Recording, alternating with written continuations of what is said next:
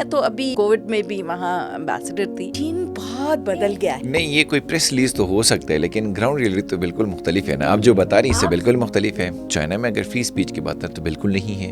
क्या Xi Jinping के खिलाफ या शी के खिलाफ या उसकी गवर्नमेंट के खिलाफ कोई बोल सकता है? मुझे बताएं 9/11 हुआ, क्या हुआ? कहाँ गए वो सारे दावे of human rights and free speech? ग्वांटानामो बे में क्या हुआ? अबू गरीब में क्या हुआ?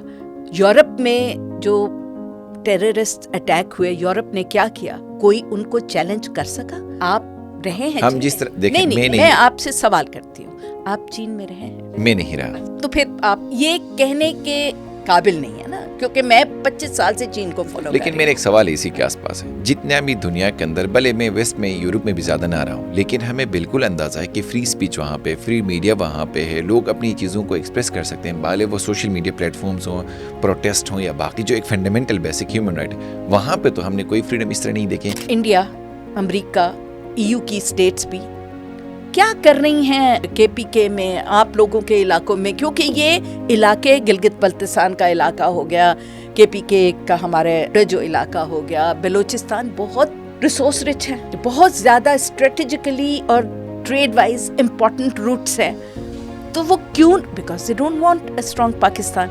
तो वहाँ पे देखिए हमारी भी गलती है, हमने बहुत ज़्यादा गलतियाँ की हैं। अगर इसको हम कहें तो CPEC क्या नाकाम हुआ है? मुश्किलात हैं उसमें? क्या है आइडियल सिचुएशन में? तो आपने बहुत अच्छे से बताया। मैं सिर्फ आइडियल नहीं, मैं आपको सेकेंडली अगर CPEC के जैसे दो मेजर जंक्स हैं, जहाँ से इनिशियल होता है गिलगित बल्तिस्तान और जहाँ पे आपका चीज़ें एक्सट्रैक्ट आउट वहाँ जाएंगे बलूचिस्तान, दोनों की आज हालत देखें तो दोनों में वहाँ पे लोग बिल्कुल एक अजीब सिचुएशन में, और ग्राउंड फायदा दोनों का नहीं हुआ। भले आपका ऑरेंज ट्रेंड उससे बना, कुछ इंफ्रास्ट्रक्चर मोटरवेज आपके बने, कुछ और हो गया, लेकिन उस तरह का इम्पैक्ट नहीं है जैसा आपने पहले कहा।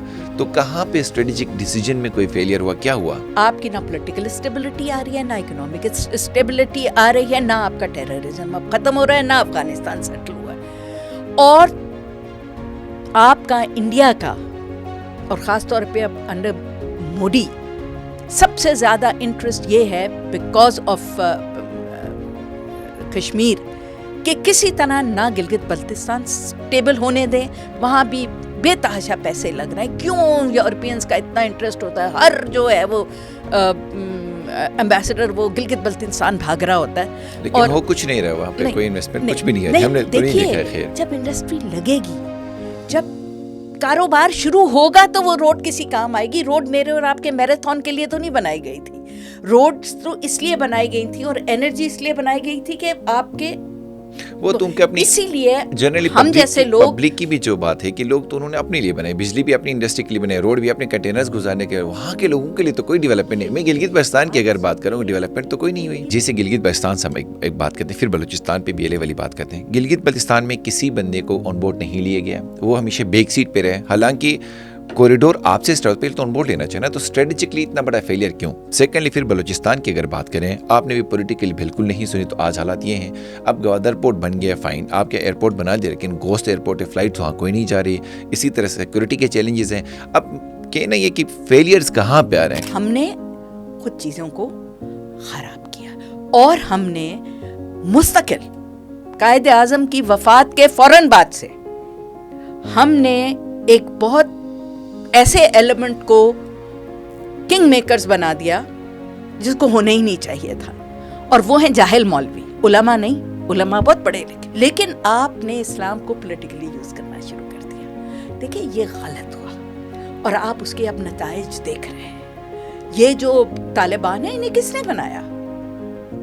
वेस्ट ने और आपने खुद मिलकर बनाया। क्यों बनाया? वो अब आपको जो बोएंगे वो काटेंगे। तो ये जो आग लगी है जिसमें हमने और तेल डाला है। पता है US के अंदर जो टोटल पॉपुलेशन है जो अभी भी मैन्युफैक्चरिंग या उस इंडस्ट्री से वाबस्ता है, वो लेस देन 4% है। बाकी ऑलमोस्ट 80% सर्विस इंडस्ट्री में। US के लिए कोई एज है या टैरिफ वाले वॉर कौन जीतेगा?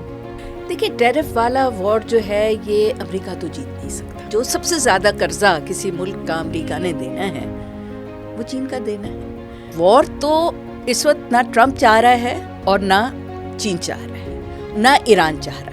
کولڈ وار میں ہم نے دیکھا بہت سارے ٹھیک ہے انسرجنسیز بھی ہو گئی, آپ کی لوبینگ بھی, تو ڈیموکریسی والے ماڈل کے ساتھ امریکہ سپر پاور سسٹین کرے گا یا کمیونزم اور کیپٹلزم اور جس طرح چائنا نے ڈیولپمنٹ کے ایک اینگل سے وہ آ گئے تو اس طرح وہ گرو کر کے ہو سکتے اس کو اوور رول کریں. کہ آپ ڈیموکریسی کی بات کر رہے ہیں, یہ سب نیشنل انٹرسٹ ہوتا ہے. تو حماس تو ڈیموکریٹکلی الیکٹ ہو کے آیا تھا, کیوں اس کو ایکسیپٹ نہیں کیا ویسٹ نے؟ بیکاز وہ اس کے انٹرسٹ میں نہیں تھا. تونسیا میں کیا ہوا تھا, الجیریا میں کیا ہوا تھا جب اسلامک جماعتیں آ گئی تھی پاور میں, ڈیموکریسی سے آئی تھی. آپ کو کیا تکلیف تھی؟ آپ نے ان کو تباہ کر دیا ملکوں کو. ابھی اردوغان سے کیا ان کو پرابلم ہے؟ کیونکہ اسلامک بینڈ آف مائنڈ ہے. تو دیکھیے ہر اسٹیٹ اپنا دیکھتی ہے.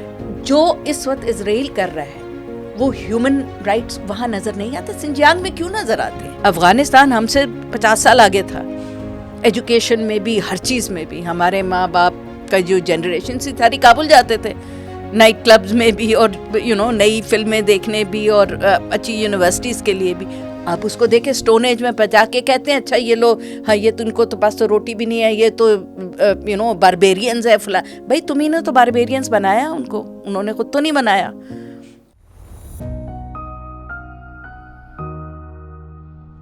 آئمن کے اسپیشل ایپیسوڈ میں ہم آپ کو خوش آمدید کہتے ہیں. آج ہماری گیسٹ ہیں فارمر ایمبیسڈر نغمانہ ہاشمی. نغمانہ ہاشمی صاحبہ, بہت شکریہ آپ کے پوڈ کاسٹ میں آنے کے لیے. آپ کا بہت شکریہ کہ مجھے آپ نے اپنے پروگرام میں مدعو کیا. Delighted to be here. بہت زبردست ڈائیورس آپ کا ایکسپیرینس ہے آپ کے اپنی سروس جرنی میں بھی, اور چائنا میں آپ نے خود 7 سال کے قریب آپ نے ٹائم گزارا, اور آج کل کے حالات میں دیکھیں تو ایک ٹربولنس سی آئی ہوئی ہے پوری دنیا میں. ٹرمپ کو آپ کیسے دیکھتی ہیں ویسے؟ دیکھیں ٹربولنس آج کل نہیں آئی ہوئی, ٹربولنس ہمیشہ رہتی ہے, کیونکہ اگر ٹربولنس نہ ہو تو آگے چیزیں ایوالو نہیں کرتی. تو میں تو جتنا بھی دور تک دیکھ لوں تاریخ میں تو آپ یہی دیکھتے ہیں یا جنگوں کی تیاری ہو رہی ہوتی ہے یا جنگیں ہو رہی ہوتی ہیں. تو آج کل ذرا یہ ہے کہ چیزیں زیادہ کمپلیکیٹڈ ہو گئی ہیں, اور کمپلیکیٹڈ اس لیے ہو گئی ہیں 2-3 وجوہات ہیں. سب سے پہلی وجہ تو یہ ہے کہ ٹیکنالوجی بہت ایڈوانس ہو گئی ہے. اب جو دنیا ہے وہ یہ نہیں ہے کہ کسی دنیا کے خطے میں اگر کوئی پولیٹیکل ڈیولپمنٹس شروع ہوئی ہیں تو آپ کو 15 دن بعد اس کا پتہ چلے گا, پھر آپ اخبار پڑھیں گے. آج کل تو آپ ریئل ٹائم ورلڈ میں رہ رہے ہیں نا. تو کوئی چھینک بھی لیتا ہے اگر انٹارکٹیکا میں, تو ساری دنیا کو اسی وقت پتہ چل جاتا ہے کہ فلانے سائنٹسٹ کو زکام ہو گیا. تو اس کی وجہ سے چیزیں کیونکہ آپ کو ریئل لائف میں نظر آ رہی ہوتی ہیں ریئل ٹائم میں, تو ان کا امپیکٹ زیادہ بڑھ جاتا ہے, اور ایوری بڈی گیٹس انوالوڈ. اور کیونکہ ایوری بڈی گیٹس انوالوڈ تو بہت ڈائیورس ویوز آ جاتے ہیں. تو وہ جو ایک آپ کو پہلے موقع مل جاتا تھا کہ کسی ایک ڈیولپمنٹ ہوئی ہے, آپ اس پہ ذرا تھوڑا تسلی سے سوچ لیں اور پھر رسپانس کریں. یہاں تو یہ ہوتا ہے نا, اس وقت اگر ٹرمپ صاحب کو کوئی موڈ آ گیا اور انہوں نے ایک بات کہہ دی تو ساری دنیا کو یہ ایک نیسیسٹی ہو جاتی ہے کہ جی بس یہ اگلے منٹ میں ہم نے اس کا رسپانس دینا ہے. تو اس کی وجہ سے آئی تھنک لگتا زیادہ ہے, لیکن ایکچولی فلکس جو آج کل دیکھ رہے ہیں, جس کی آپ ہائٹ دیکھ رہے ہیں, تو یہ فلکس تو بہت عرصے سے شروع ہوا ہے. ٹھیک ہے نا, آپ بھی ماشاء اللہ آپ کی بہت تحقیق ہے اور آپ کی بڑی گہری نظر ہے ان سب معاملات پہ. تو دیکھیں, ایک تو ہم تو جب سے پیدا ہوئے اور اسکول کالج ہم نے کیا تو ہم نے ایک ہی بات سنی تھی کہ جی 21st سینچری جو ہے it will be the century of Asia. اور جو پولیٹیکل اور اکنامک سینٹر ہے وہ اس کا جو منبع ہے جو اس وقت امریکا اور یورپ ہے یعنی اٹلانٹک ہے, وہ شفٹ ہو کے پیسیفک میں آ جائے گا. اور یہ جتنا south Asian region, Indian ocean کا ریجن اور پیسیفک کا ریجن انکلوڈنگ چائنا, جاپان وغیرہ, یہ علاقہ اکنامک اور پولیٹیکل ہب بن جائے گا.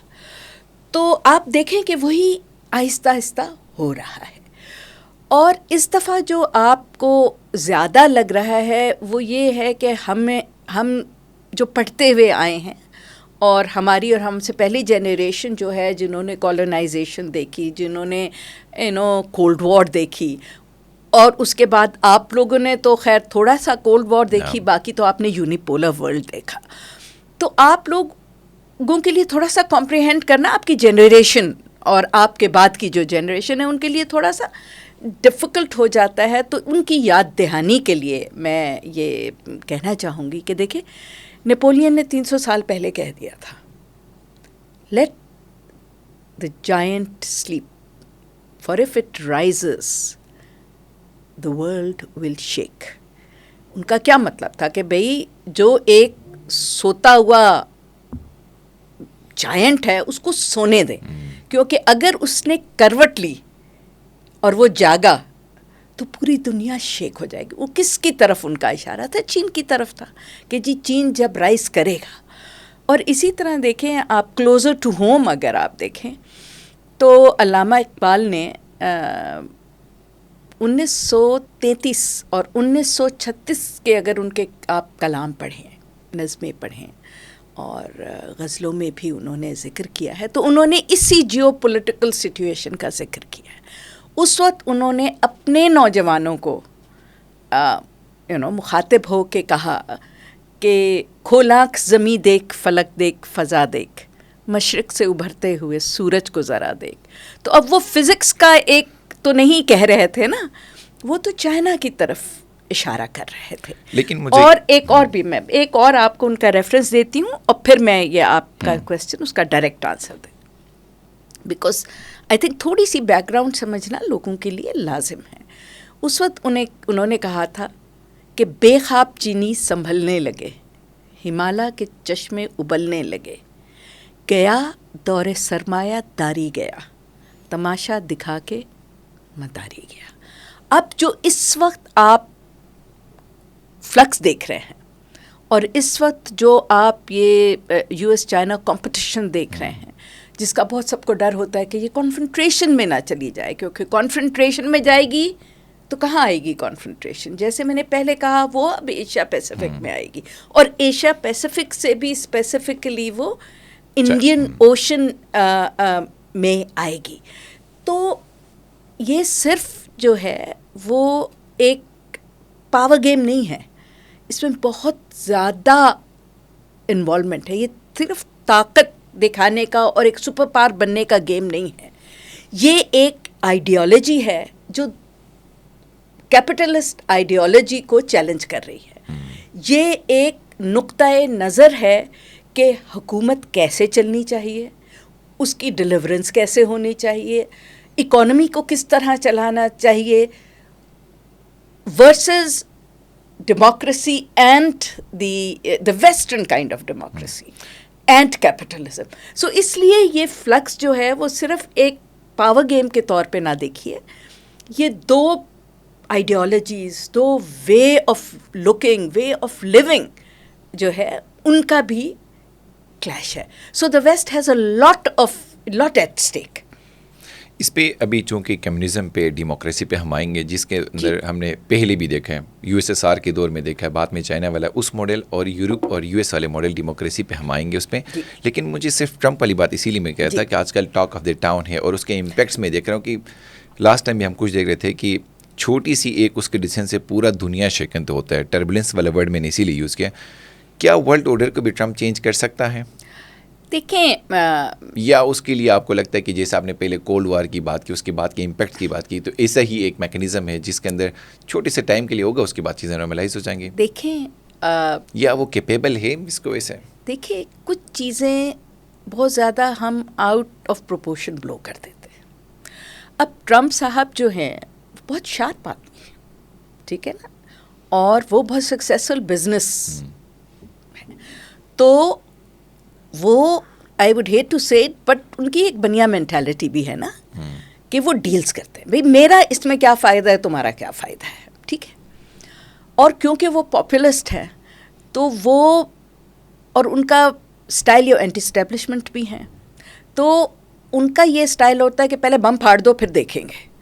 اب آپ کو میں بہت ہی ریلیونٹ اگزامپل دیتی ہوں کہ انہوں نے ساری دنیا پچھلے ہفتے 10 دن سے اس سوچ میں تھی کہ جی ایران کو تو انہوں نے اینیمی ڈکلیئر کر دیا اور یہ ابھی جو ہے وہ اسرائیل کے ساتھ مل کے حملہ ہو جائے گا. مجھ سے بہت سارے لوگوں نے پوچھا تو میرا ان کو جواب تھا نہیں.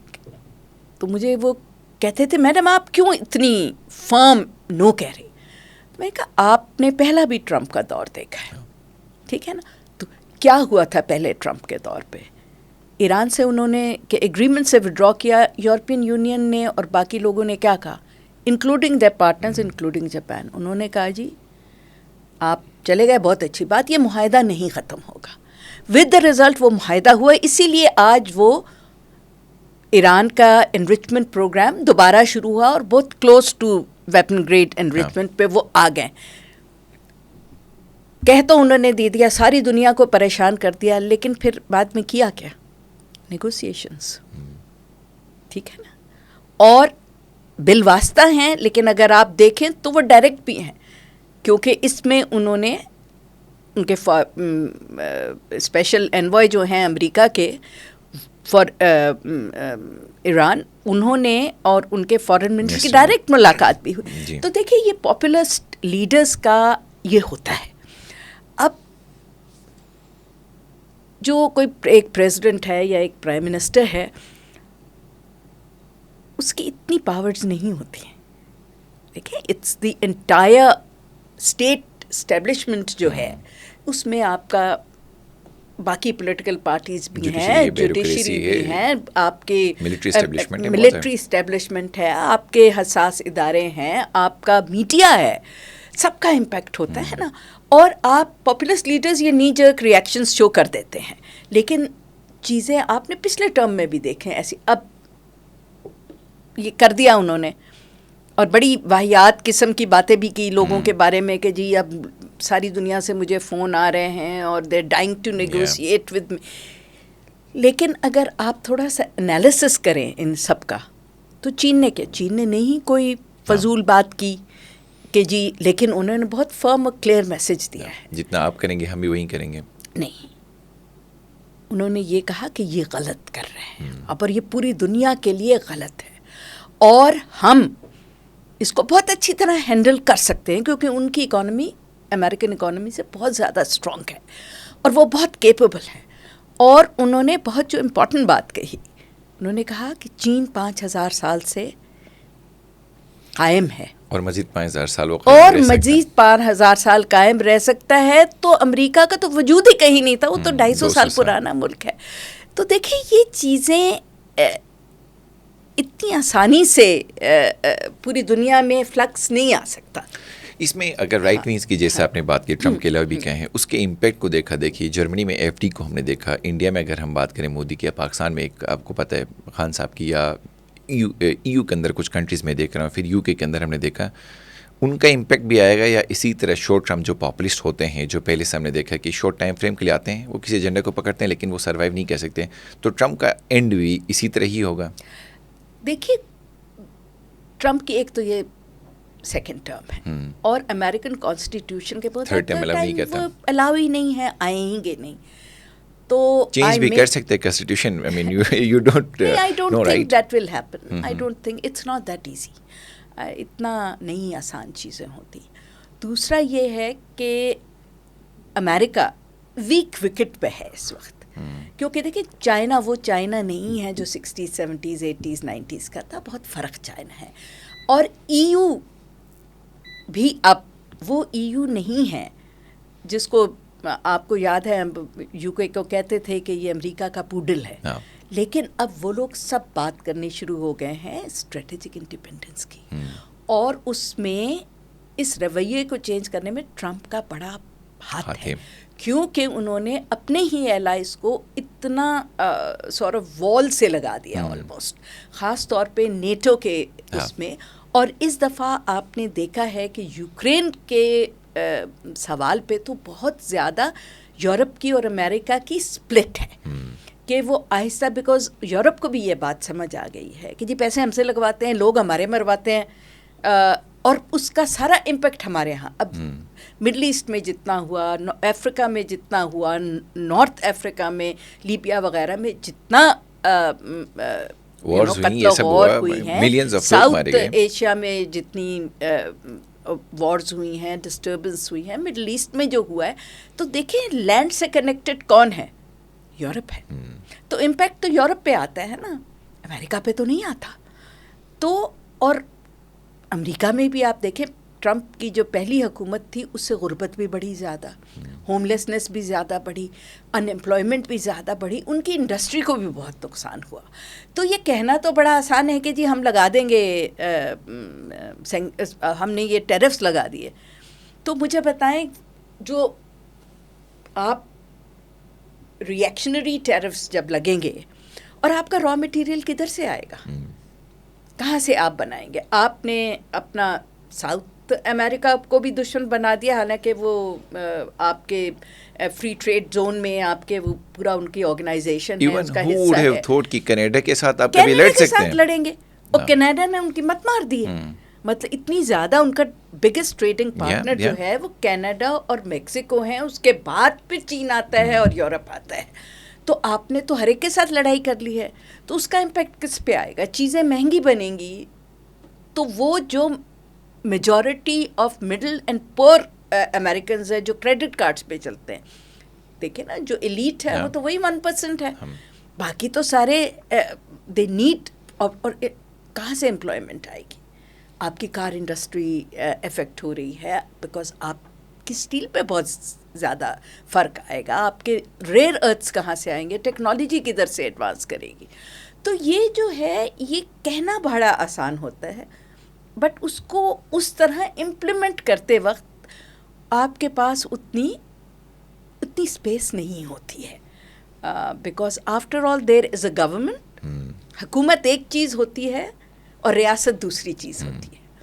और सब गवर्नमेंट सर्वेंट्स और सब इस्टेब्लिशमेंट्स और सब जो लोग होते हैं, वो ओथ जो है वो रियासत का लेते हैं, वो हुकूमत का नहीं लेते. इसीलिए जो बड़े बड़े फ़िलासफ़र्स गुज़र गए वो कहते हैं कि कोई भी आदमी, चाहे वो सिविल सर्वेंट हो, चाहे बिजनेसमैन हो, चाहे जिस फील्ड से भी ताल्लुक़ रखता हो, उसको आप गद्दार नहीं कह सकते अगर वो हुकूमत के ख़िलाफ़ है. क्योंकि अगर वो हुकूमत के बजाय रियासत की को सपोर्ट कर रहा है किसी एक्शन में जो वो समझता है गलत है, तो उसको आप गद्दार नहीं कह सकते, क्योंकि रियासत हुकूमत से ज़्यादा इम्पोर्टेंट है. तो अमरीकी रियासत ट्रंप की एडमिनिस्ट्रेशन से ज़्यादा इम्पोर्टेंट है. इसमें अभी हम देख रहे हैं, सॉरी, एक लास्ट बात मेरे जहन से निकल गई थी. मैं जो बात कर रही थी कि उनकी सेकंड टर्म है. देखिए, वो एक लेगेसी ऑफ डिवीज़न नहीं छोड़ के जाना. बहुत स्मार्ट आदमी है.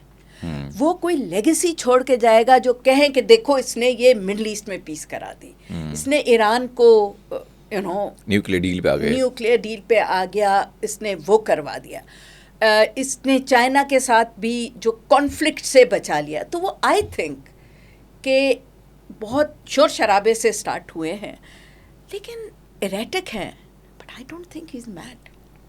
I think he is very sharp. या ही इज़, क्योंकि ऐसा नहीं है कि एब्रप्टिवली उसको ख्याल आया और सुबह उठ के उसने एनाउंस कर दिया. This is his way of conducting business, but I think he would like to leave a positive legacy behind. ठीक है, एक इंडिविजुअलिस्टिक अप्रोच में तो फाइन, बट लॉन्ग रन के लिए यूएस पे डेंट तो पड़ा ना, और उस तरह का डेंट पड़ा है. वो पड़ा है, और वो देखिए, वो आप नहीं पड़ा. वो आप एक आदमी ट्रंप को नहीं, वो ट्रंप पैदा ही क्यों हुआ? हाँ, इसलिए कि आपने 2050 से ज़्यादा साल की आपकी 250 से ज़्यादा साल की आपकी उम्र हो गई है, और उसमें सिर्फ 12 साल ऐसे हैं जब आपने नहीं, जो आपने लड़ाई नहीं की किसी थी. USA has been continuously at war with the world. सारी वॉर्स उसने शुरू की, उसने ख़त्म की. तो देखे ना, अब वो जो एक अमेरिकन ड्रीम ख़राब हुई, वो भी तो आफ्टर ऑल कोई रॉन्ग फैसले हुए जिन्होंने पॉपुलिज्म को जन्म दिया. इसमें यूरोप भी इन्वॉल्व था. उसकी वजह से, उन वॉर्स की वजह से माइग्रेशन बढ़ी. उन वॉर्स की वजह से जब माइग्रेशन बढ़ी तो एंटी माइग्रेशन जो इमिग्रेंट सेंटिमेंट्स हुए, जॉब्स امیگرینٹس لینے شروع کر دیے, آپ کے اپنی یوتھ کے جاب لوز ہو گئے. یہ سارے چیزیں مل کے دیکھیں, وہ کہتے ہیں نا حادثہ ایک دم نہیں ہوتا, وقت کرتا ہے پرورش برسوں. تو وقت نے بہت پرورش کی وہ حالات بنانے کے لیے کہ آج ٹرمپ بھی پیدا ہو گیا اور پاپولرزم بھی پیدا ہو گیا جس کے ہم بھی شکار ہو رہے ہیں. اس پہ میں کل بھی ایک چیز دیکھ رہا تھا, ویسٹ والے میڈیا کو آج کل بہت اسکیپٹیکلی دیکھنا بھی پڑ رہا ہے کہ شروع میں تو فائن ہیومن سویلائزیشن کے بعد سے اگر دیکھیں تو ایگریکلچر ایک ریولوشن آ گیا, اس کے بعد انڈسٹریل ریولوشن آ گیا, پھر اب ٹیک کی طرف ہم آ گئے. اب ٹیک میں آ کے دوبارہ آپ جب انڈسٹریل ریولوشن کی بات کریں گے اور آپ فیکٹریز کی بات کریں گے, انڈسٹریز کی, تو میں کل دیکھ رہا تھا یو ایس کے اندر جو ٹوٹل پاپولیشن ہے جو ابھی بھی مینوفیکچرنگ یا اس انڈسٹری سے وابستہ ہے وہ لیس دین 4% ہے, باقی آلموسٹ 80% سروس انڈسٹری میں. تب اس طرح کا ڈیسیجن ان کے لیے تو میرے خیال سے بڑا اسمارٹ ہے نہیں جس طرح کا اوور آل ہم چیزیں سینیریوز دیکھ رہے ہیں. بٹ کیا یہ ٹیرف والا وار ہے, چائنا فائن ہمیں اپیرنٹلی نظر آ رہا ہے کہ اس کی گرپ مزید بڑھ رہی ہے اور وینیوز وہ ایکسپلور کر رہا ہے. آلریڈی ایون جو اسٹیبلشڈ یو ایس کی جو آلریڈی ڈومیننسی تھی اس مارکیٹ میں وہ پینیٹریٹ کرنے جا رہا ہے. یو ایس کے لیے کوئی ایج ہے یا ٹیرف والے وار کون جیتے گا؟ دیکھیے ٹیرف والا وار جو ہے یہ امریکہ تو جیت نہیں سکتا, پاسبل نہیں ہے, کیونکہ you must know the facts. اب فیکٹ یہ ہے کہ جو سب سے زیادہ قرضہ کسی ملک کا امریکہ نے دینا ہے وہ چین کا دینا ہے.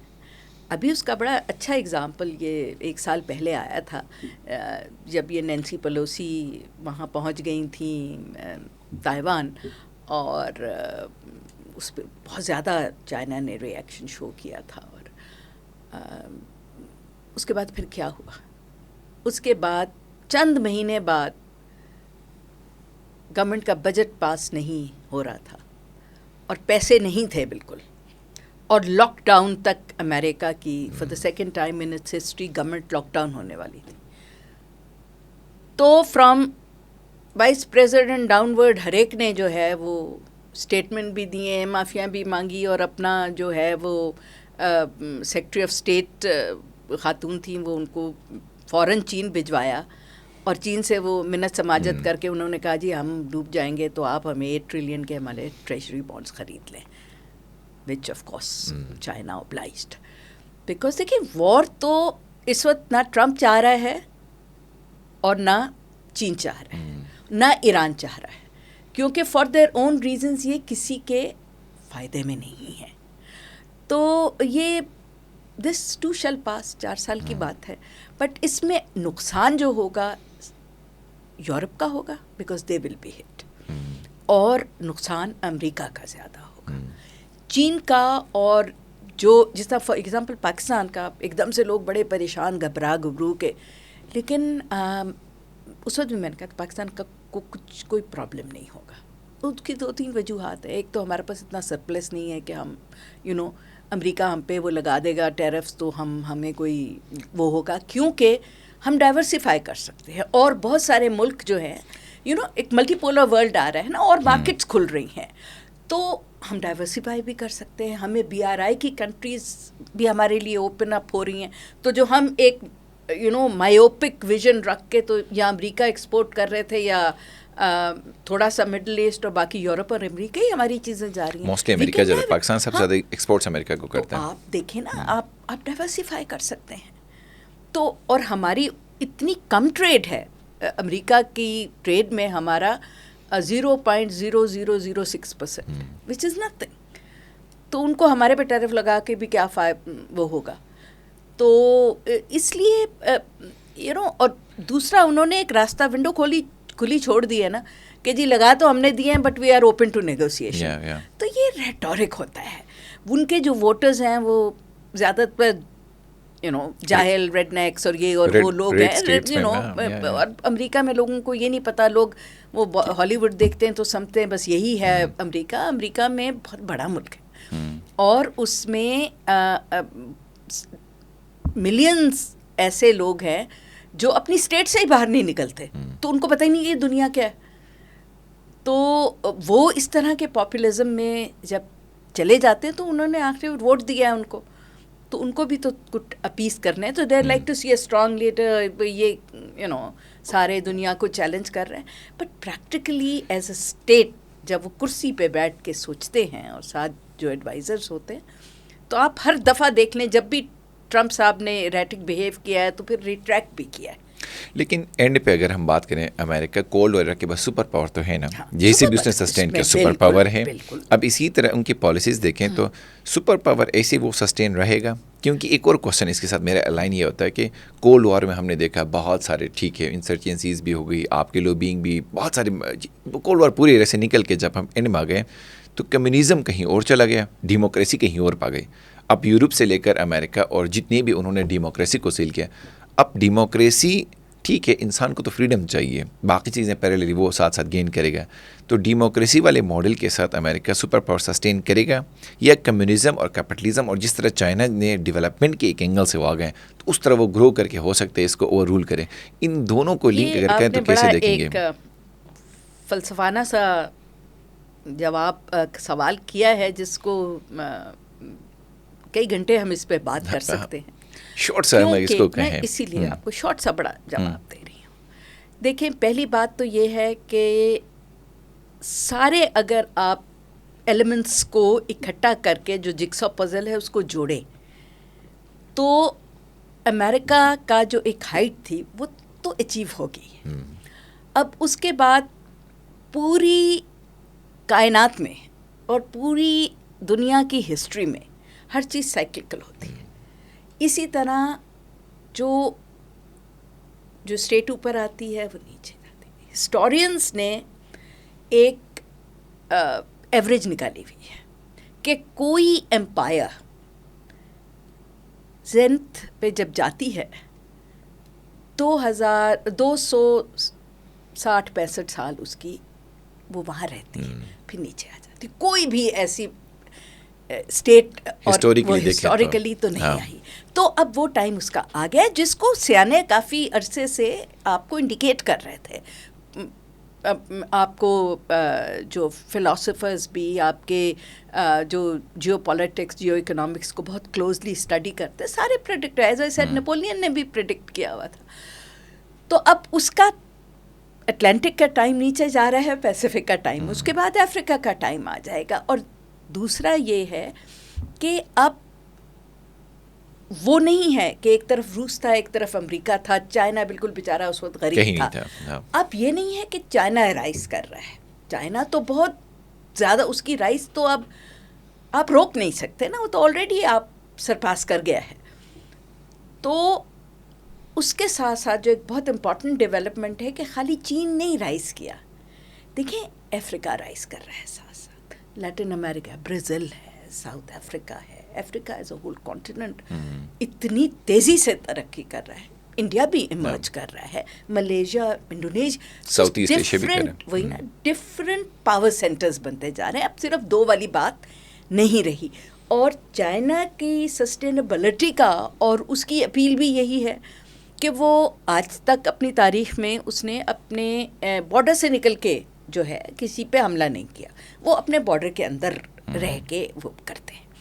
اب جیسے میں نے بات شروع کی تھی کہ یہ صرف کسی ایک ڈیموکریسی کا معاملہ نہیں ہے, یہ 2 فلسفوں کا بھی معاملہ ہے, یہ 2 آئیڈیالوجیز کا معاملہ ہے, 2 آئیڈیالوجیز کا بھی معاملہ ہے, 2 سویلائزیشنز کا بھی معاملہ ہے. تو اس میں دیکھیے جب آپ کہتے ہیں نا کمیونزم, تو وہ ایک بڑا آپ براڈ برش کر دیتے. کمیونزم سٹارٹ ہوا تھا سوویت یونین سے, ٹھیک ہے نا. چائنا بھی بالکل اسٹرکٹ کمیونسٹ آئیڈیالوجی لے کے آگے چلا تھا. لیکن جب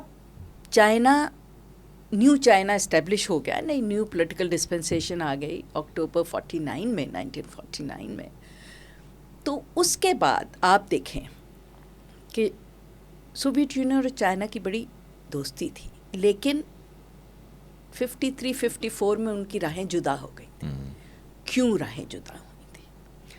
کیونکہ رشیا کا کمیونسٹ ماڈل یہ تھا کہ ایک سینٹرل کمیونسٹ پارٹی ہوگی جو سوویت یونین میں ہوگی اور ساری دنیا میں اس کی برانچز ہوں گی, اور ایک قسم کا ماڈل سب ملکوں میں ہونا چاہیے. چین سویلائزیشنل اسٹیٹ ہے اور ان کی بہت زیادہ اسٹریٹجک پیشنس ہے, وہ اس طرح نی جرک کام نہیں کرتے. جب انہوں نے سوچا بیٹھ کے اور انہوں نے اپنا نیو اسٹیبلشمنٹ قائم ہونے سے پہلے, نیو چائنا قائم ہونے سے پہلے 100 سال کا پلان بنایا ہوا تھا. تو جب سوویت یونین نے انہیں کہا, ایک دورے میں سوویت لیڈر گئے بیجنگ, تو انہوں نے چیئرمین ماؤ کو کہا کہ چین میں کمیونزم زیادہ لانے کی ضرورت ہے. تو چیئرمین ماؤ نے کہا تھا چین کو زیادہ کمیونزم لانے کی ضرورت نہیں ہے, چینی سوچ کو کمیونزم میں لانا چاہیے. اور اس وقت سے دونوں کے راستے جدا ہو گئے تھے. اس وقت سے آپ دیکھیے تو چینیوں کا فلسفہ پیور کمیونزم نہیں ہے, وہ ہے سوشلزم وتھ چائنیز کیریکٹرسٹکس. ان کا ہمیشہ سے فلسفہ یہ ہے, اور ان کے جو بہت 3000 سال پرانے فلسفی, 5000 سال پرانے فلسفی اگر آپ پڑھیں تو آپ کو صرف ایک سٹرینڈ ملتا ہے کہ ہر ملک کو, ہر قوم کو وہ طریقہ حکومت اپنانا چاہیے, وہ طریقہ تجارت اپنانا چاہیے, وہ طریقہ گورننس اپنانا چاہیے جو اس کے حالات, اس کی تاریخ اور اس کے اپنے لوگوں کے مزاج اور ضروریات کے مطابق ہو. اسی لیے آپ نے دیکھا کہ جب سوویت یونین ڈس انٹیگریٹ کیوں ہوئی, کیونکہ انہوں نے بہت جلدی کمیونزم کو کیپٹلزم میں, چین نے وہ کبھی اس طرح کی حرکت نہیں کی, ابھی بھی انہیں بالکل کوئی جلدی نہیں ہے.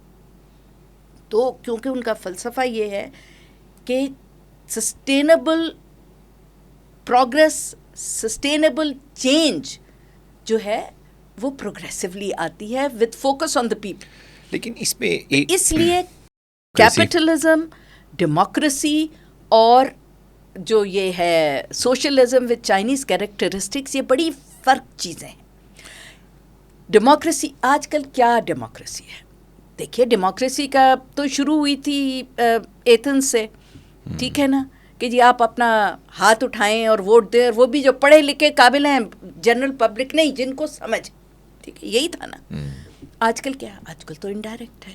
یورپ میں وہ بھی ہے, پارلیمنٹری سسٹم بھی ہے, پریزیڈنشل سسٹم بھی ہے, کنگڈمز بھی ہیں, ٹھیک ہے نا. امریکہ میں جو ہے وہ انڈائریکٹ ہے, الیکٹرل کالج ہے. ڈیموکریسی اگر آپ دیکھیں تو شاید یورپ میں زیادہ, امریکہ میں کم ہے, کیونکہ امریکہ میں تو الاؤڈ ہے لابیز ہونا, اور لابیز جو ہیں وہ آپ کو فنڈ بھی کر سکتی ہیں. تو جب آپ کو کار لابی فنڈ کرے گی, آپ کو پیٹرولیم لابی فنڈ کرے گی, آپ کو گن لابی فنڈ کرے گی, آپ کو LGBT لابی فنڈ کرے گی, تو چاہے گی کہ آپ کے وہی جو لاز ریگولیشنز کے. تو دیکھیں ڈیموکریسی بھی ایوالو ہو گئی ہے نا, چینج ہو گئی ہے. ہمارے ہاں جو ڈیموکریسی ہے فار ایگزامپل ابھی بھی موروثی ہے, کسی بھی پارٹی کو آپ لے لیں تو وہ ایک ابھی بھی وڈیرا سسٹم ہے, ابھی بھی جاگیردار ہیں, ابھی بھی جو ایلیٹ کیپچر ہے ڈیموکریسی کا وہ ہے. ہم اس سے ابھی چھٹکارا نہیں حاصل کر سکے. چین کا کیا ڈیموکریسی کا سسٹم ہے یہ نظر نہیں آتا, لیکن ان کے سوشلزم کا جو سب سے اہم نقطہ ہے وہ یہ ہے کہ جو طاقت کا منبع ہے وہ اس کے لوگ ہیں, اور وہ جب تک کہ آخری گاؤں کے آخری چھوٹے سے چھوٹے کمیون کا ایک انڈیویجول اس کو ہیلتھ کیئر, ایجوکیشن اور اس کا فیوچر سیکیور نہیں ہوگا تو کبھی وہ ملک سیکیور نہیں ہو سکتا. کیونکہ اس کے خواب جب تک زندہ آپ رکھیں گے اور اس کو یہ ہوگا کہ میری فیوچر جنریشنز ترقی کریں گی, تب تک. تو انہوں نے اپنی 2 بڑی اسٹرکٹ گورننس رکھی, اور آپ دیکھیں آج ان کا گورننس سسٹم کیا ہے, کمپلیٹلی ڈیوالوڈ ہے. اور ان کا کوئی لیڈر جو ہے وہ ایسے اٹھ کے پولیٹیشین سامنے نہیں ہے. ہر ایک نے چھوٹے سے چھوٹے بیکورڈ گاؤں کے کسی چھوٹے کمیون سے اپنا سفر جو ہے وہ سٹارٹ کیا ہے, اور سارے پڑھے لکھے ہیں. لیکن مجھے یہ بتائیں, تو یہ ڈفرینس ہے نا, گورننس کا ڈفرینس ہے. اور ابھی جو یہ اتنا آپ ہنگامہ دیکھ رہے ہیں وہ یہی ہے کہ بہت عرصے تک ویسٹ کا یہ مائنڈ سیٹ تھا کہ یہ کمیونزم تو فیل ہو جائے گا. اور خاص طور پہ جب سوویت یونین ڈسنٹیگریٹ ہوا تو انہوں نے کہا یہ دیکھو ہم تو یہی کہتے تھے یہ تو چل ہی نہیں سکتا, اور یہ چین بھی ڈوب جائے گا, یہ ہو ہی نہیں سکتا. اور وہ اپنی وارڈز میں رہے. چین 50 سال سر ڈال کے اور سب کچھ اس نے ریولوشنائز کر دیا.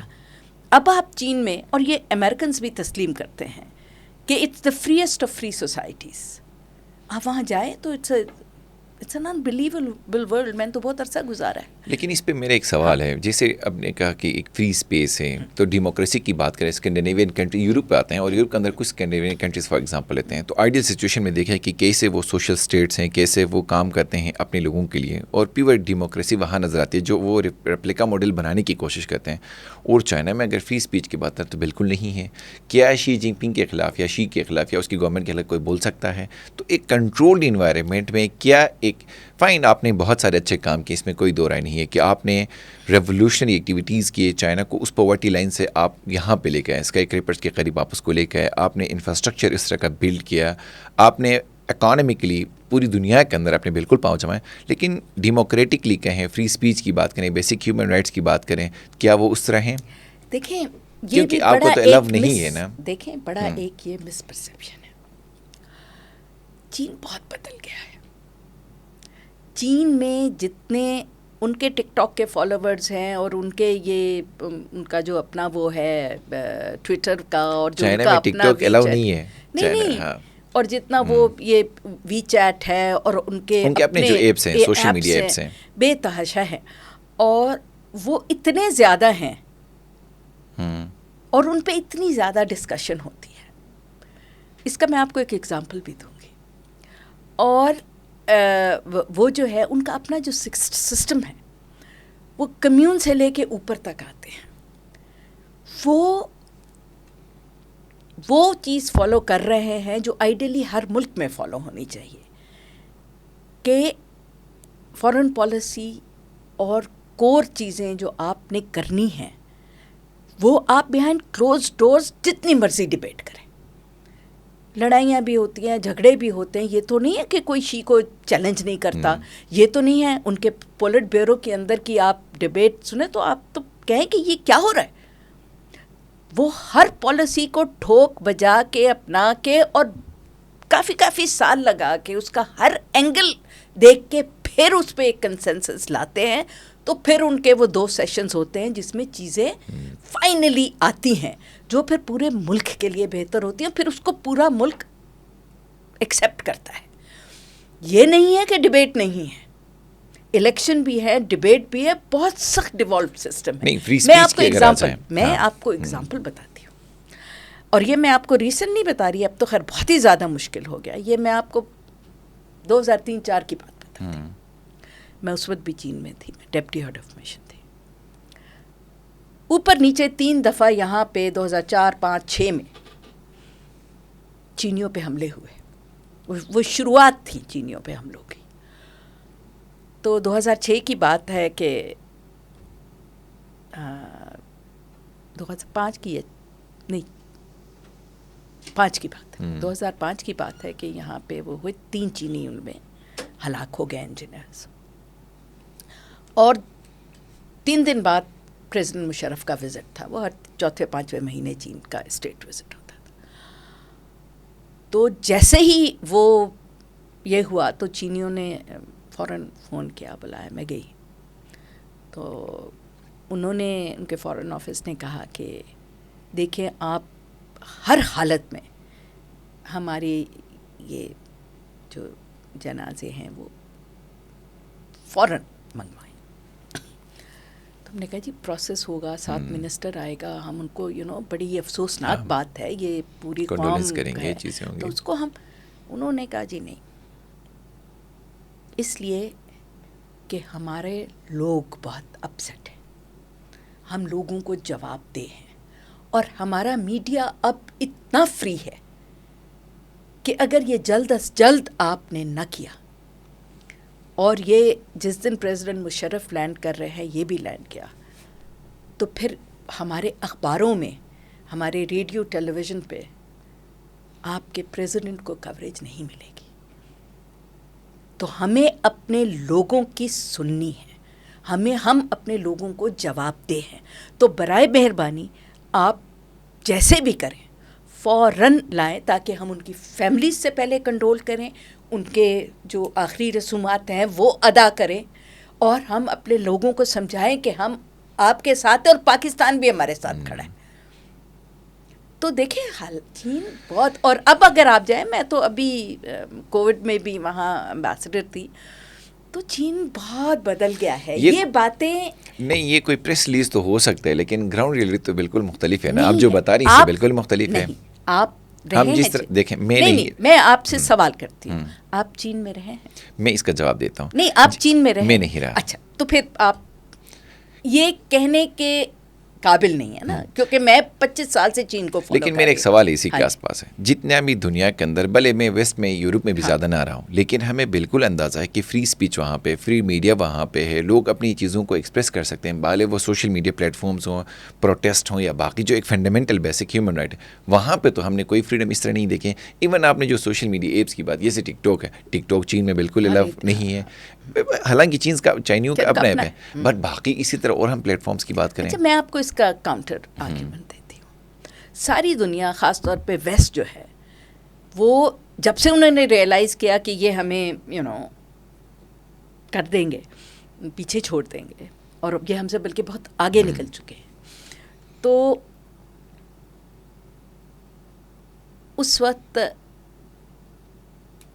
کیا ہوا, یہ بھی بند کر دو, وہ بھی بند کر دو, اپنے انہوں نے پریشرائز کرنا شروع کر دیا کمپنیز کو کہ بالکل چین سے ٹریڈ نہیں کریں, یہ نہیں دیں, ٹیکنالوجی نہیں دیں, پروفیسرز کو نہ ان کے آنے دیں. دیکھیں ہر اسٹیٹ کا اپنا ایک سسٹم. مجھے بتائیں 9/11 ہوا, کیا ہوا, کہاں گئے وہ سارے دعوے of human rights and free speech?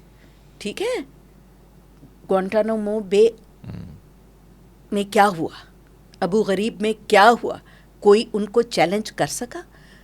Europe میں جو ٹیررسٹ اٹیک ہوئے, یورپ نے کیا کیا؟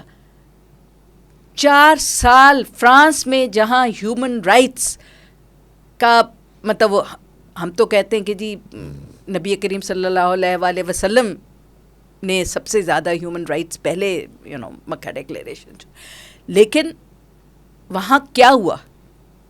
دی centre of modern world of freedom and free speech and فلانا ڈمکا, یہ وہ, وہاں کیا ہوا؟ 4 سال اسٹیٹ آف ایمرجنسی رہی.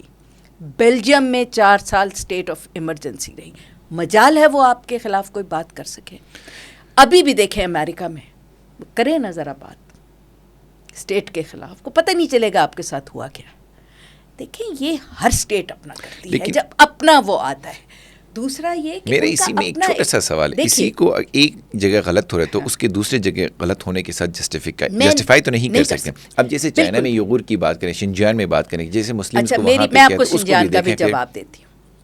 دیکھیے اس وقت ہمارے ہاں بلوچستان میں کیا ہو رہا ہے, ٹھیک ہے, مجھے یہ بتائیں, جب امریکہ میں 80s میں وہ کہتے تھے جی ٹیکسس انڈیپینڈنٹ ہم کریں گے, ایک میڈ مین تھا, تھوڑے سے لوگ تھے اس ایک فارم ہاؤس میں, تو ان کو بھون کے رکھ دیا تھا امریکہ نے. ٹھیک ہے نا, کر دیا تھا نا. یہ مجھے بتائیں کہ آپ ڈیموکریسی کی بات کر رہے ہیں, یہ سب نیشنل انٹرسٹ ہوتا ہے. تو حماس تو ڈیموکریٹکلی الیکٹ ہو کے آیا تھا, کیوں اس کو ایکسیپٹ نہیں کیا ویسٹ نے؟ بیکاز وہ اس کے انٹرسٹ میں نہیں تھا. تونسیا میں کیا ہوا تھا, الجیریا میں کیا ہوا تھا, جب اسلامک جماعتیں آ گئی تھیں پاور میں, ڈیموکریسی سے آئی تھی. آپ کو کیا تکلیف تھی, آپ نے ان کو تباہ کر دیا ملکوں کو. ابھی اردوغان سے کیا ان کو پرابلم ہے, کیونکہ اسلامک بینڈ آف مائنڈ ہے. تو دیکھیے ہر اسٹیٹ اپنا دیکھتی ہے. جو اس وقت اسرائیل کر رہا ہے وہ ہیومن رائٹس وہاں نظر نہیں آتے. سنجیانگ میں کیوں نظر آتے ہیں؟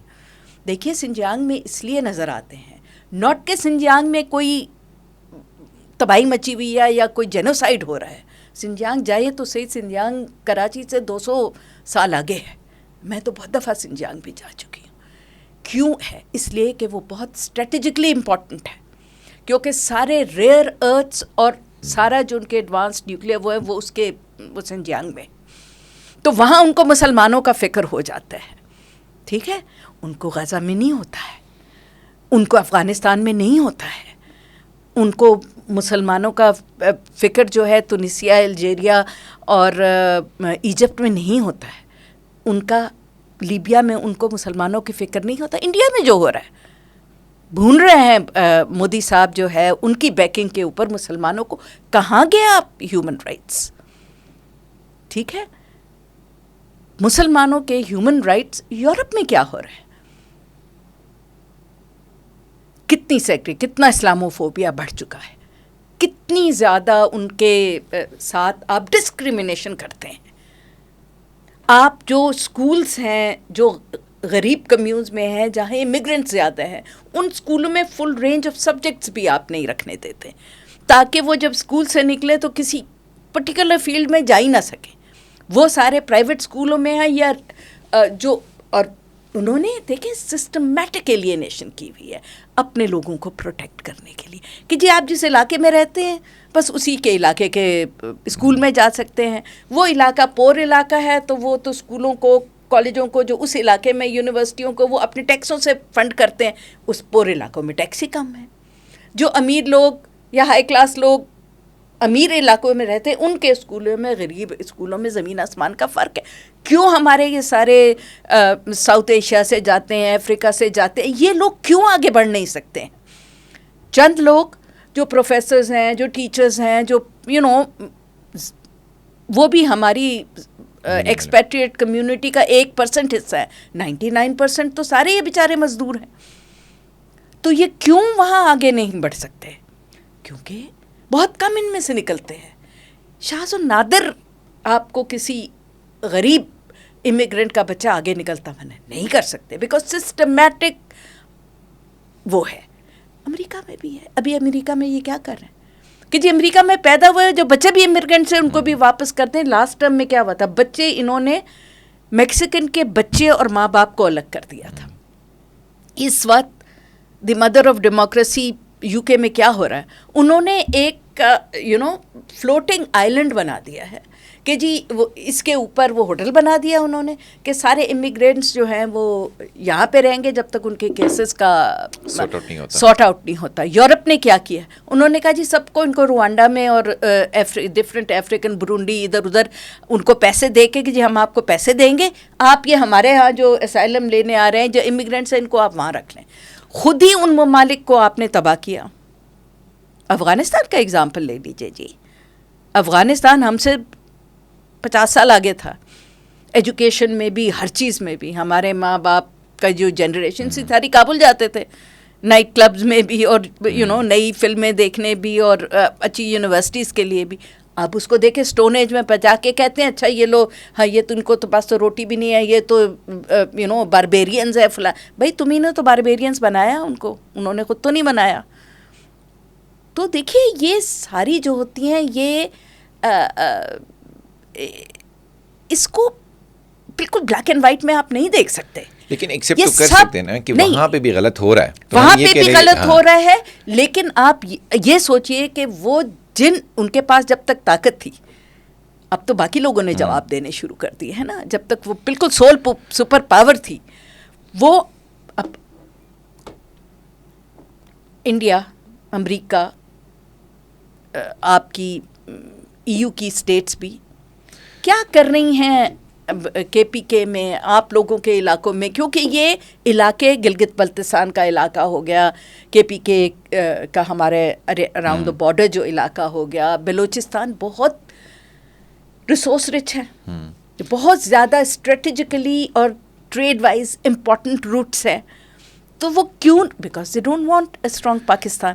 تو وہاں پہ دیکھیے ہماری بھی غلطیاں ہیں, ہم نے بہت زیادہ غلطیاں کی ہیں, ٹھیک ہے, لیکن ہماری غلطیاں جو اب 100% ہم چیزیں خراب ہو رہی ہیں, اس میں لوگوں کا بھی انٹرفیئرنس اس میں. جیسے آپ نے ریئر ارتھ مینرلز کی بات کی, اسٹریٹجک لوکیشن کی بات کی, جیو پولیٹیکل سینیریو میں دیکھیں تو پاکستان نے بھی تو کوئی اچھا ڈیسیجن اس طرح نہیں لیا ہے میرے خیال سے. کبھی آپ سیٹو سینٹو والے دور سے لے کر ابھی تک آ جائیں تو ہمارے کلیئرٹی نہیں ہے کہ کیا ہم کس پاور کوریڈور کے ساتھ ہیں. ایک سیکنڈلی میرا ایک اور سوال اسی کے آس پاس اراؤنڈ ہی گھومنا ہے.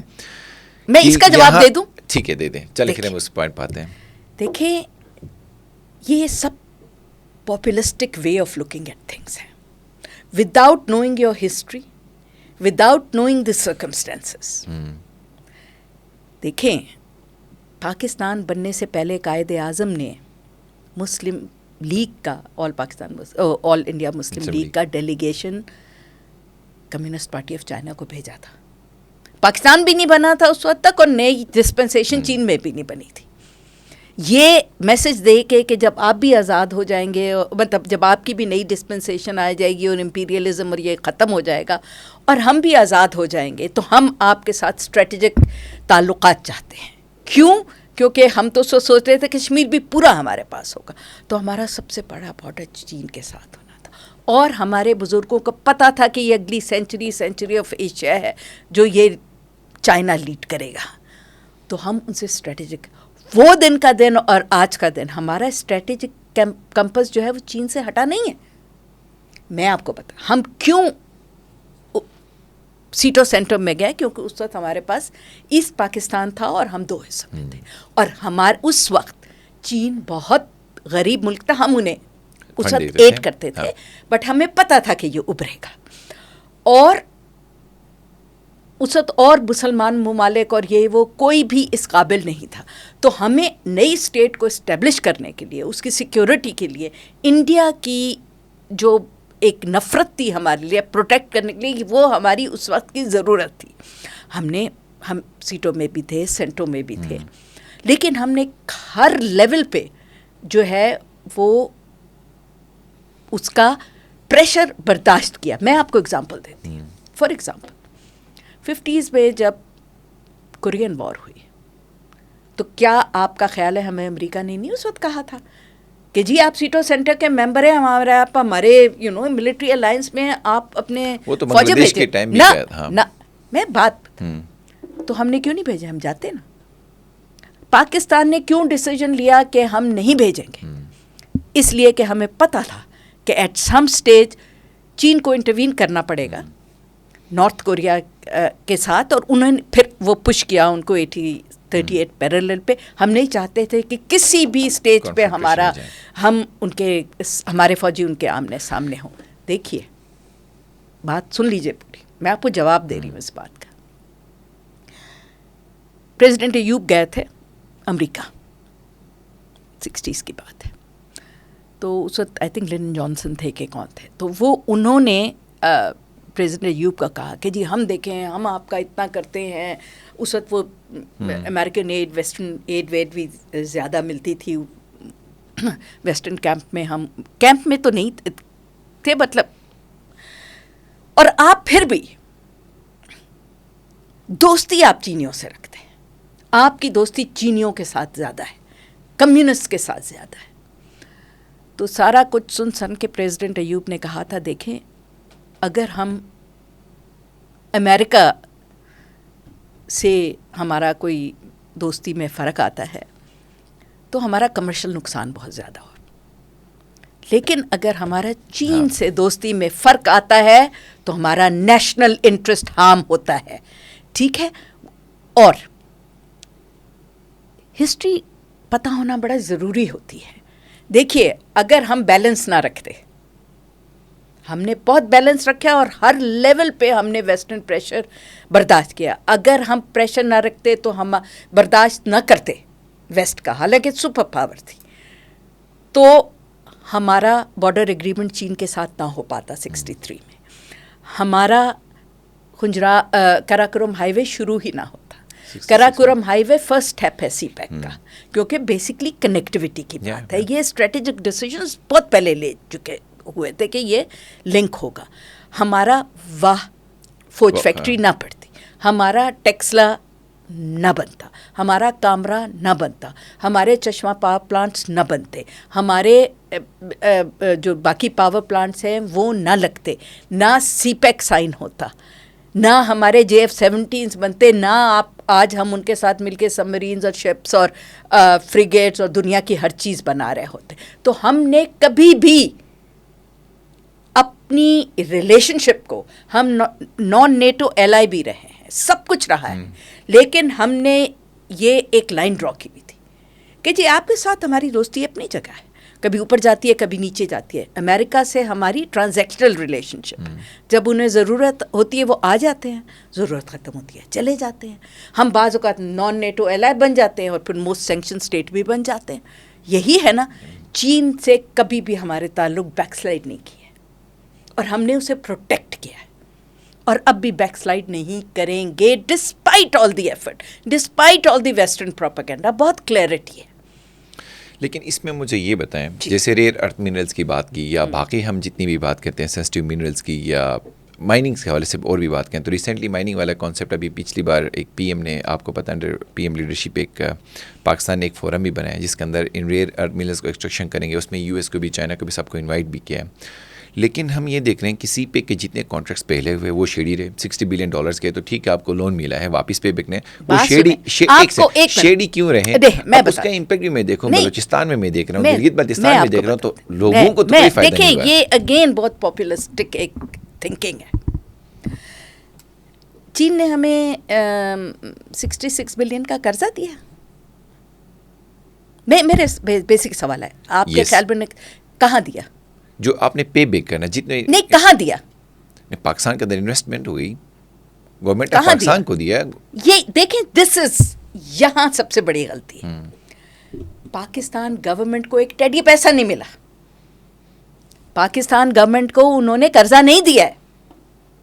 چین نے قرضہ دیا ہے سیلرز کریڈٹ اپنی کمپنیوں کو کہ آپ آئیں پاکستان میں انویسٹ کریں, ہم آپ کو وہ انویسٹمنٹ کے لیے پیسہ کرتے ہیں, جب آپ کا پروجیکٹ لگ جائے گا بن جائے گا آپ اس سے کمائی کریں گے تو ہمیں واپس کر دیں. نہیں, پے بیک کس نے کرنا ہے, میرا سوال ہے. میری بات سنیں نا, پے بیک ان کی کمپنیز نے کرنا ہے, بٹ ہم نے ان کمپنیز کو کرنا ہے. پہلی بات سنیں, دیکھیں سن لیجئے نا, مطلب پاپولسٹک ہونے سے فائدہ نہیں ہوتا.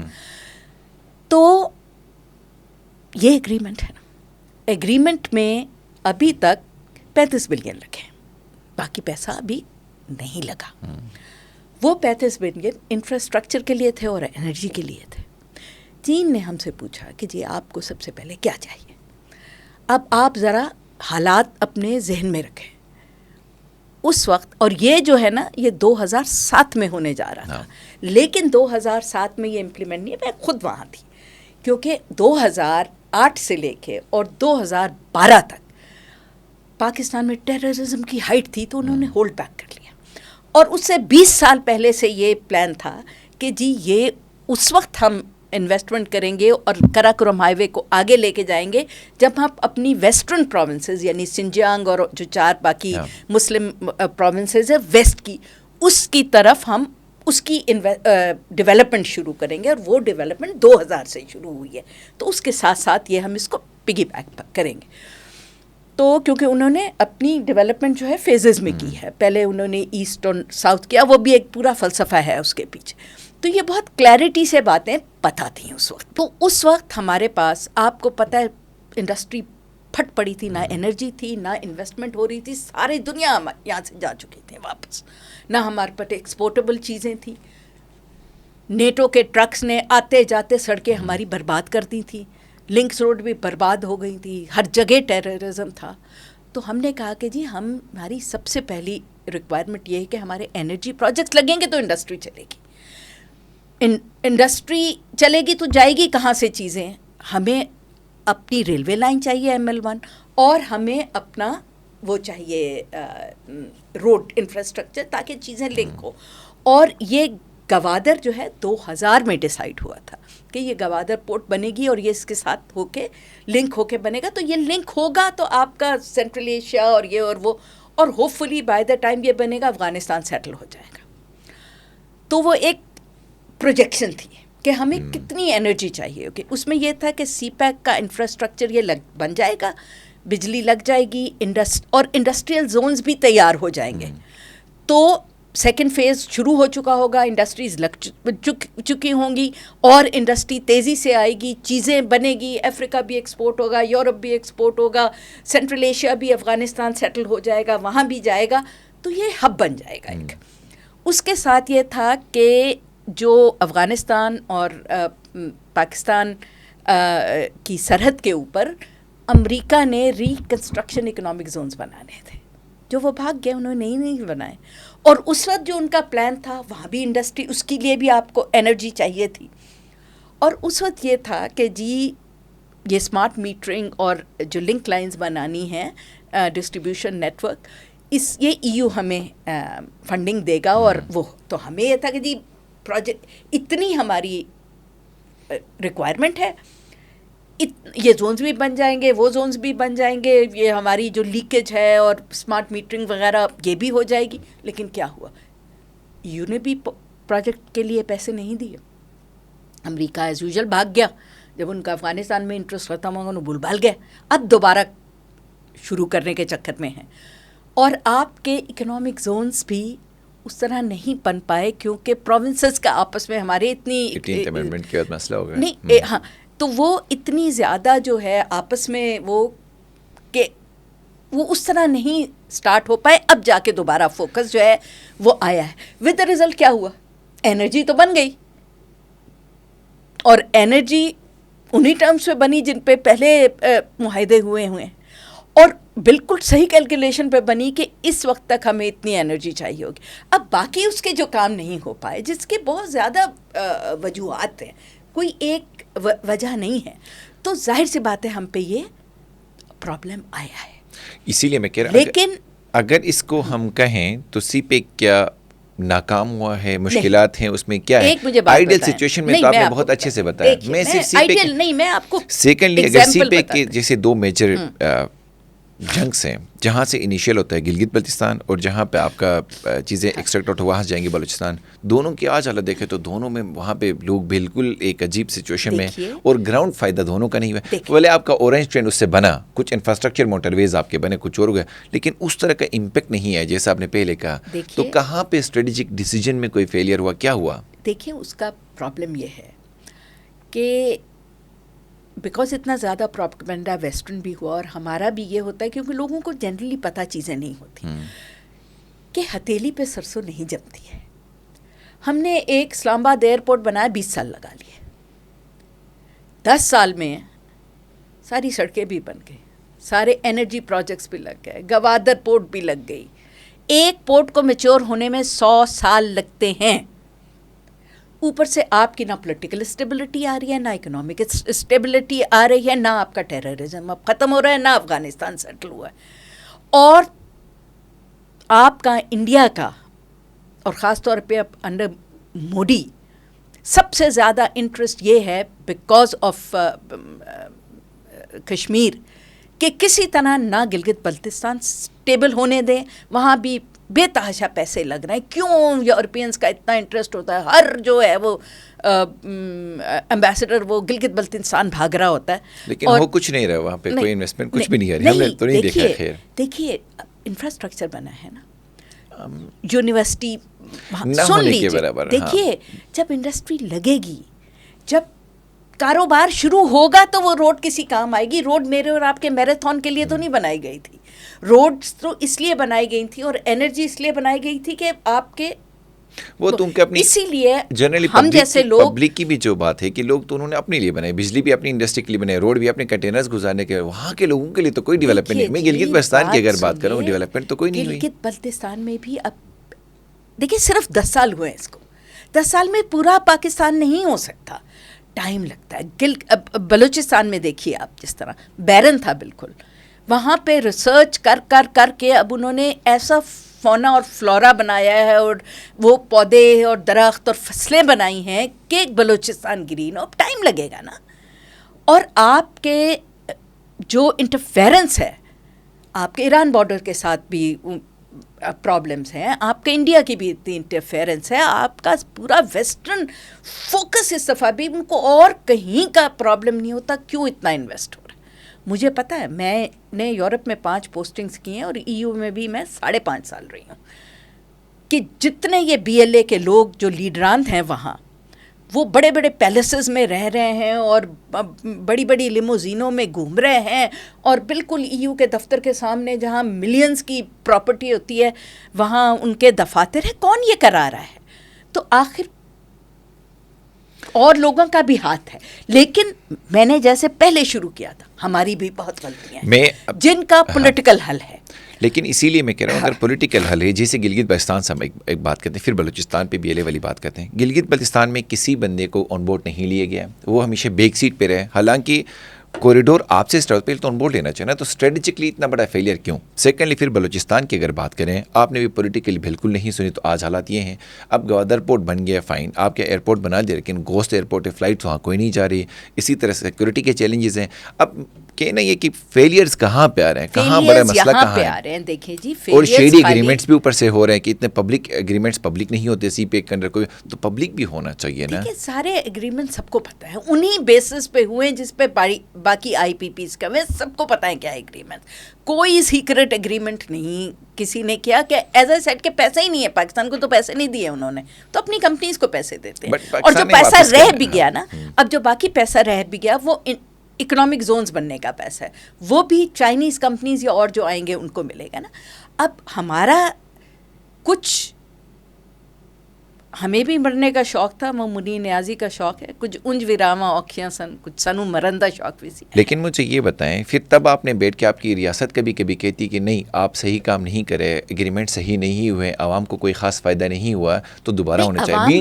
بیچ میں بتا دیتا ہوں، بیچ میں خان صاحب نے پوری جا کے ایک چیز بدل لی، آئیڈیا بدل لیا، پھر وہ آ گئے کہ بھائی اب اس کو اندر پبلک کر کے ہم پاکستان کے مفاد میں ہم بات کریں گے. آخری میرا کوشچن ہے، ایک تو پولیٹیکل کوشچن ہی ہو گئے، سیکنڈ پھر میں یہ کہ میڈیا کے اندر ہم دیکھیں ریاست کے اگر میں بات کروں، آپ نے جیسے کہا کہ لانگ ٹرم ان کے بالکل پالیسیز ہیں، اسٹریٹجیز ہیں، اس پہ کام، تو پھر وہ کہاں چلے جاتے ہیں بیچ میں؟ کبھی آپ کہہ رہے ہیں کہ بالکل ریولوشن ہے کہ صحیح ہے، کبھی آپ کہتے ہیں کہ بالکل غلط ہو گیا. ان سب چیزوں کا بڑا تفصیلی جواب دے دیا ہے ود ان ورڈز.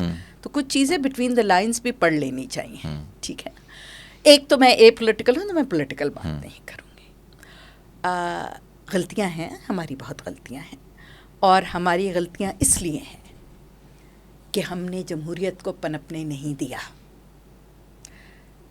ہمارا جو یہ خطہ ہے جس کو پاکستان کہتے ہیں، اگین لوگوں کو ہسٹری، جغرافی تو ہم نے پڑھانی بند کر دی ہے نا، کیونکہ ضیاء الحق صاحب نے تو ہسٹری کی کتاب محمد بن قاسم سے شروع کی. جیسے یہاں پہ کوئی دنیا ہی نہیں بستی تھی اس سے پہلے، تو لوگوں کو سینس آف ہسٹری نہیں ہے، وہ اپنی ہیریٹیج کو اون نہیں کرتے ہیں.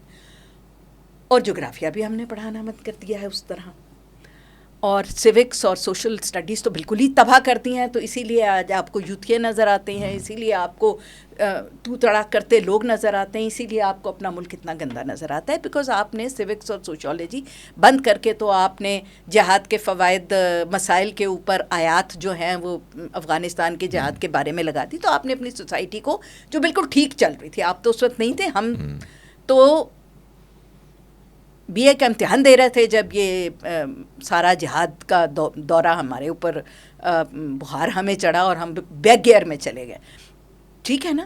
تو ہم نے خود چیزوں کو خراب کیا، اور ہم نے مستقل قائد اعظم کی وفات کے فوراً بعد سے ہم نے ایک بہت ایسے ایلیمنٹ کو کنگ میکرز بنا دیا جس کو ہونا ہی نہیں چاہیے تھا، اور وہ ہیں جاہل مولوی. علماء نہیں، علماء بہت پڑھے لکھے. آپ کی اسلامک آئیڈیالوجی کونسل میں جائیں نا، آپ حیران ہو جاتے ہیں وہ کتنے پڑھے لکھے اور ان کو ساری سمجھ ہے. لیکن آپ نے اسلام کو پولیٹیکلی یوز کرنا شروع کر دیا. دیکھیں یہ غلط ہوا، اور آپ اس کے اب نتائج دیکھ رہے ہیں.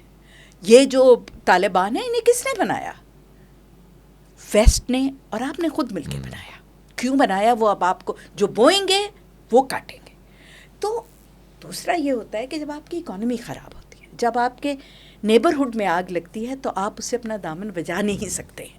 تو یہ جو آگ لگی ہے جس میں ہم نے اور تیل ڈالا ہے، اور ہم اتنا یہ اسلام میں نہیں پھنسے ہم، کیونکہ اسلام تو کسی کو پتہ ہی نہیں ہے کہ ہے کیا، اور کتنا اچھا مذہب ہے، کتنا اوپن مذہب ہے، اور کتنی اس میں آسانیاں اور سائنس ہے. ہم تو جاہل طالبان اور جاہل مساجد کے مولویوں کے چکر میں پھنس گئے ہیں. بٹ ریلیجن ہوتی ایسی چیز ہے کہ جب آپ اس پہ بات کریں تو لوگ ایک دم ایموشنل مرنے مارنے کو تیار ہو جاتے ہیں. آپ میرے مذہب کے مطابق ابھی کوئی بات کرے, میرے جیسا سینسیبل بندہ بھی جو ہے وہ ڈیفینس پہ چلا جائے گا. ٹھیک ہے نا. تو یہ جو آپ نے ہپوکریسی, یہ جو آپ نے ریلیجن کو یوز کیا ہے پولیٹیکل اینڈس کے لیے, اور یہ آپ نے تباہ کر دیا ہے ہمارا سوسائٹی. دوسرا میں آخری بات کروں گی, اس کے آگے لیٹس جسٹ کلوز اٹ, کہ جو خطہ ہے جس کو پاکستان کہتے ہیں, دیکھیں یہ راہداری تھی. جو لوگ افغانستان سے آتے تھے اور سندھ سے تو کم ہی لوگ آئے, وہ کدھر جاتے تھے؟ وہ دیکھیں پنجاب کے میدانوں میں ایگریکلچر کے تو نہیں کھانے آتے تھے نا, وہ تو نارتھ انڈیا جاتے تھے کیونکہ ریچس تو ادھر تھی. تو یہ ایریا جو ہے, جو اب پاکستان کا خطہ ہے, یہ بن گیا ہے ایک میلٹنگ پاٹ آف سویلائزیشن. ہر کوئی یہاں سے گزرتا تھا, جیسے سرائے ہوتی ہے اس میں لوگ بیٹھتے تھے, بات کرتے تھے, نئی آئیڈیالوجیز لاتے تھے. بہت سارے لوگوں کو یہاں نہیں پتہ کہ ہندوازم کا برتھ پلیس جو ہے وہ انڈیا نہیں ہے, وہ انڈس ویلی ہے, کیونکہ رگ ویدا یہاں لکھی گئی تھی. اور پہلی دفعہ رامایان جو ہے وہ ٹیکسلا میں, ٹیکسلا اس کو کہتے تھے. اسی لیے انڈیا جو ہے وہ پاکستان کا وجود برداشت نہیں کرتا, کیونکہ وہ سمجھتے ہیں کہ یہ ہمارا ہندوستان کمپلیٹ نہیں ہوتا جب تک ہمارا برتھ پلیس ہمارے پاس واپس نہیں آ جاتا. اسی لیے جس آدمی نے گاندھی صاحب کو قتل کیا تھا, کیوں کیا تھا؟ کیونکہ وہ RSS کا تھا, اور وہ سمجھتے تھے کہ گاندھی صاحب مسلمانوں کی طرف سافٹ ہے. ٹھیک ہے. اور جب اس کو پھانسی کی سزا ہوئی اور اس کا بھائی آخری ملاقات کے لیے گیا, تو اس نے اس کی آخری خواہش اس نے کیا کی؟ اس نے کہا جب یہ مجھے کل ٹانگ دیں گے تو جب میری تم چتا جلا لو, راکھ بن جائے, تو اسے سنبھال کے رکھنا. جب انڈس دریائے سندھ واپس ہندوستان کو مل جائے تو اس دریا میں میری یہ وہ RSS جو اب آپ کو نظر آ رہی ہے, جس نے اب کشمیر کا بھی وہ کیا ہے. تو دیکھیں حالات اور ہسٹری آپ کو سمجھنی چاہیے کہ بڑے مشکل حالات تھے. اس میں اگر ہم ایک کام ٹھیک کر لیتے کہ ڈیموکریسی کو نہ ڈی ریل ہونے دیتے, تو دیکھیں because of all this history ہم نے ہندوازم یہاں پیدا ہوا, بدھزم انڈیا میں پیدا ہوا, پنپا ہمارے ہاں آ کے, کیونکہ اس علاقے کے لوگوں میں ایکسیپٹنس تھی, ٹالرنس تھی, نئی چیزوں کو ایبزارب کرنے کی طاقت تھی. جتنے آپ کے صوفی آئے ہیں, کیوں انڈیا میں صوفیز نہیں ہیں؟ کیونکہ وہاں فنڈامنٹلسٹ تھنکنگ تھی. آپ کے صوفی سارے انڈس ویلی میں آئے ہیں اور انہوں نے اسلام پھیلایا. محمد بن قاسم نے تو سوری ٹو سے اسلام نہیں پھیلایا نا, وہ ایک الگ تاریخ ہے. تو یہ جو ایک خطہ تھا, جو ایک کلچرل ہب تھا, جو ایکسیپٹنس تھی, جہاں سے نئے آئیڈیاز فلوٹ ہوتے تھے. اسی طرح کرسچینٹی یہیں سے ہم نے امپورٹ کیا, جو یہیں فلرش کیا ہے. سکھ ازم کدھر آیا ہے؟ فیتھ ایک سسٹم ہے جو یہاں فلرش ہوا. کیوں ہوا؟ کیونکہ ہمارے لوگوں میں وہ ایکسیپٹنس ہے, نئی تھیوریز کو, نئی چیزوں کو اپنے اندر ایبزارب کرنے کی, وہ کرنے کی. تو آپ نے اپنے لوگوں اس میں, اس لیے ہم میں پولیٹیکل شعور بھی سب سے زیادہ ہے, کیونکہ ہم نے بہت لوگ آتے جاتے دیکھے, پولیٹیکل ڈسکشنز بہت دیکھی, ہمیں دنیا کا اور اپنے خطے کا بہت اچھا معلوم تھا. مجھے یاد ہے, آپ تو بچے ہیں, کہ 60s میں بھی ہر گاؤں میں اس وقت ایک جنگ اخبار نکلتا تھا, ایک نوائے وقت, اور ایک وہ BBC اردو آتا. ہر گاؤں میں, چاہے جتنا ریموٹ ہو, وہ گلگت بلتستان کا ہو, چاہے وہ کوہستان کا ہو, وہاں ایک بابا درخت کے نیچے ریڈیو سن رہا ہوتا تھا, لوگوں کو خبریں بتا رہا ہوتا, تو خبریں پڑھتے. آپ کا ٹھیلی والا کو دنیا کا زیادہ شعور ہے, اور پاکستان کی سیاست کا بھی زیادہ شعور ہے, بیکاز ہم جینیٹکلی ایسے ہیں. امریکہ میں آپ جائیں, مڈل اسٹیٹس میں کسی کو پوچھیں, ان کو پوچھیں کہ ساؤتھ افریقہ کہاں ہے, وہ کہیں گے سینٹرل ایشیا میں. تو ہم بہت باشعور لوگ ہیں. اگر ہمارے لوگوں کو ڈیموکریسی چلنے دیتے ہم, تو ہمارا ملک کب کا سیدھے رستے پہ چل چکا ہوتا. میرا آج بھی یہ ایمان ہے کہ 5 الیکشن ہونے دیں، انجینئرڈ نہیں، کسی بھی انفلوئنس کے اگینسٹ. غلط کو بھی چوز کر رہے ہیں تو آنے دیں. ایک دفعہ کریں گے، دوسری دفعہ غلط، تیسری دفعہ غلطی نہیں کریں گے. مودی کا ایگزامپل آپ کے سامنے، پہلی دفعہ الیکٹ کیا، دوسری دفعہ اوور ویلمنگ کیا، تھرڈ میں اس کو ایسے پٹک کے مارا ہے کیونکہ ڈیموکریسی ہے. ڈیموکریسی میں یہ سیلف کریکشن ایک ماڈیول لگا ہوتا ہے، سسٹم لگا ہوتا ہے، جو آپ کو ڈکٹیٹرشپ میں اور ہائیبرڈ سسٹمز میں نہیں ہوتا. لیکن ہماری انفارچونیٹ ہے کہ کچھ ڈیسیجنز بعض اوقات ہمیں ہم جانتے بوجھتے ہمیں لینے پڑتے ہیں، کیونکہ ہم ایک ایسے خطے میں ہیں جو 4 ریجنز کو کنیکٹ کر رہا ہے. تو ہم آئی آف دا اسٹارم میں ہیں.